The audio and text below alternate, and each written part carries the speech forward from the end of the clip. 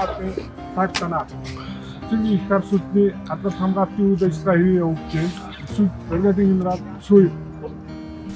Бүхцөгийн их хар сүлд одоо 4 илт сүлднийхээ хамт одоо та бүдгийн өмнө одоо өргөнд баярлаад байна.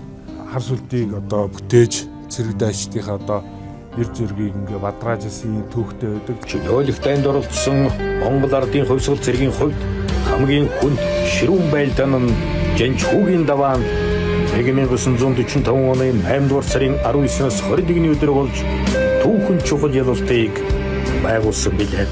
Эх орны дайны эд эрмэн үе өөрийн сайн дураар цэрэгт явж холбоо хороонд хуваарлагдсан. Төрөөч ахлагч цолж хүртлээ.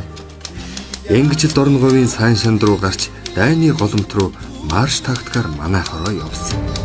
Инх хамглан гишүүний маань аав Баяжиннымын Лувсан царангуй Хөвсгөл аймгийн их уусны 7 дугаар багт төрж Монгол ардын Хөвсгөл цэргийн холбооны төсвийн хорооноос 1945 оны дайнд оролцож баатарлагаар дулагдаж шархтаж байсан юм одоо түүхтэй хүн байна. Ямархан хэцүү заяаг тулсан Монгол минь бүтэн үлдээбо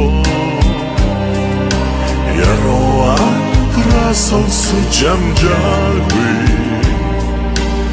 хичнээн баатар үрэгдээбо